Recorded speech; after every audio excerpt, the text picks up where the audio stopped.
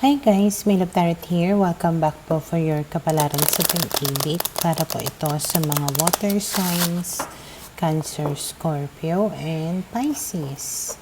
Maglalagay na lang po ako ng timestamp sa my description box para po mapuntahan ninyo ang inyong zodiac signs. Pero syempre, this is a general reading kaya hindi po lahat ay makaka-relate. Okay, so we will start po with Cancer. Ano kaya yung posibleng pagdaraanan ng mga Cancer sa mga susunod na mga araw? So we have here the Chariot, the Queen of Cups, the Five of Cups. Meron paparating sa inyo, posible na water sign din. Okay? Na mahal ka naman nitong tao na to, or pwedeng this is the person that you really love. Pwedeng nanghihinayang siya sa kung ano yung nangyari sa inyong dalawa. Malaki yung chance na iniwan ka nitong taon na ito dahil sa third party. Pero pwede rin na siguro naghiwalay na sila noong third party, kaya parang nagsisi siya na mas pinili niya yon kaysa sa iyo. Okay? And then we have here the Knight of Swords. So, nagmamadali ito na parang bumalik sa'yo. Kasi maaaring nakakaramdam ito ng kalungkutan ngayon. Kaya gusto niya magkaroon kayo dito ng reconciliation. Okay? And then we have here the Devil, the King of Swords, and the Six of Coins. Ngayon, parang tinitempt ka nitong tao na ito na balikan siya, na siguro papangakuan ka niya na handa na siya na mag-provide sa'yo, ibigay sa'yo yung mga pangangailangan mo or gusto mo.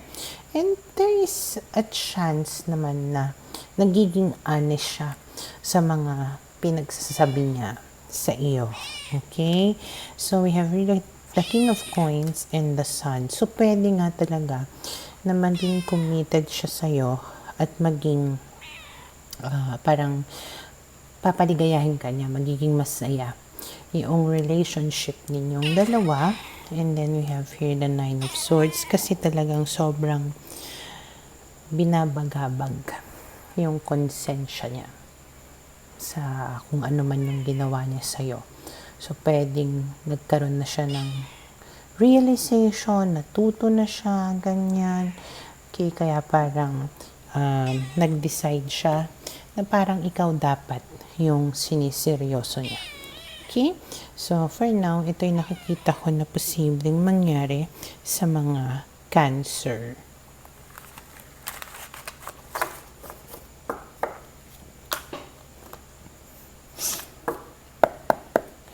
Para sa mga Scorpio. Okay, let's see ano ang posibleng pagdaraanan ng mga Scorpio sa mga susunod ng mga araw. We have here the Queen of Wands, the Empress, the Seven of Swords, and the Star.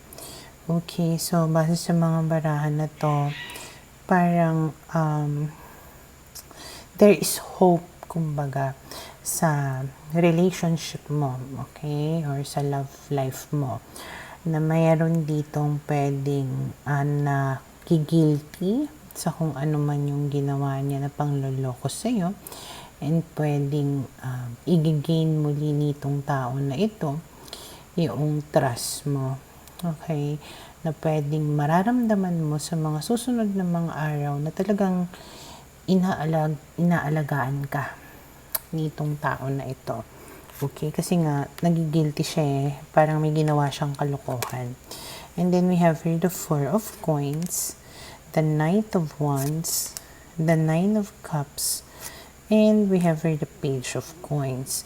Though nakikita ko dito na merong magiging clingy, hindi, either ikaw or siya. Okay, pwedeng ikaw yung magiging clingy sa kanya kasi nga nagloko na siya in the past eh. So, ang tendency is pwedeng palaging may tamang hinala ka sa kanya. Parang kada kembot niya, binibigyan mo ng meaning or nagdududa ka. Okay? Kasi nga, meron siyang record. Okay? Or pwede naman na siya yung magiging possessive sa iyo. Kasi nga, kumbaga, yung parang reverse psychology na siya yung may kasalanan. Pero parang ang dating, ikaw yung may ginawang mali. Or parang natatakot siya, ganyan, sa sarili niyang multo. So, mangyayari, mas magiging possessive siya sa iyo.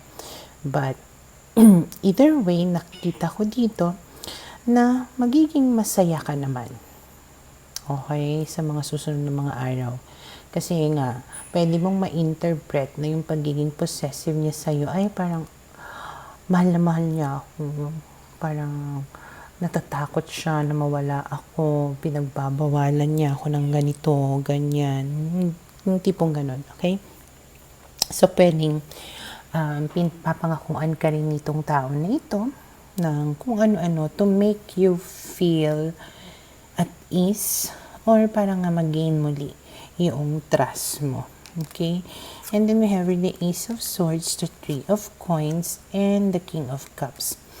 But in fairness, sa tao na ito, handa naman siya na magsabi sa iyo ng katotohanan, mag-open up to you, to clear things between the two of you, and parang willing siya na talagang ayusin yung relationship ninyong dalawa. And malaki din yung possibility or mukhang mahal ka naman talaga nitong tao na ito. Okay? And then we have here the Four of Cups and the Knight of Coins. So parang ayaw niya na mangyari muli yung nangyari before, na maging disappointment siya. Kaya parang ginagawa niya dito yung makakaya niya to show you or give you yung security na hinahanap mo. Okay, and then we have here the Wheel of Fortune, and because of that, pwede na mag-iba yung takbo ng relationship ninyo for the better. Okay? So for now, ito yung nakikita ko na posibleng mangyari sa mga Scorpio.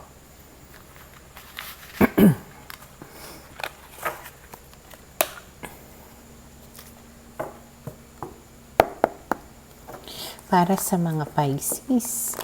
Okay, let's see ano ang posibleng pagdaraanan ng mga Pisces sa mga susunod ng mga araw. So, we have here the High Priestess, the Two of Wands, the Queen of Coins, and the Fool. Okay, so nakita ko dito parang mas nagiging wiser ka in planning or making decisions for yourself. Nakikita ko rin dito na parang mas nagiging kumpiyansa ka sa self mo. Parang mas nagiging mature ka in your decision making. And then we have here the Fool na parang nagiging stress-free ka, carefree. I mean, parang hindi ka na masyadong nababother sa mga bagay-bagay na dati problema mo or wino-worry mo. Okay, parang wala na akong pake. Ganyan, parang as part of your maturity na rin siguro yon. Okay?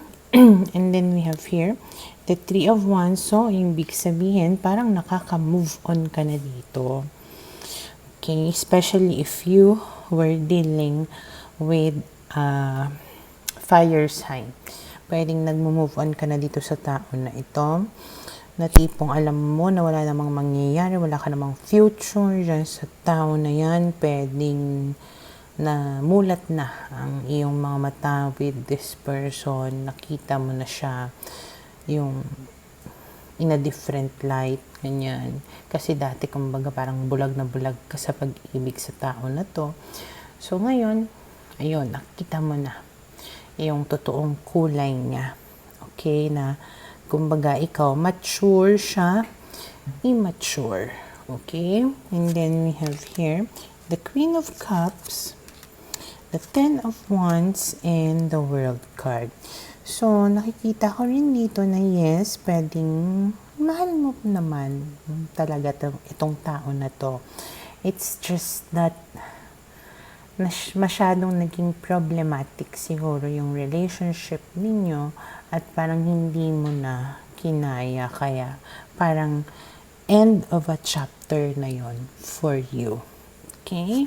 And then we have here the Page of Cups. So, dahil dyan, meron kang makikilala na bago. A new person will come to you and it will happen very quickly.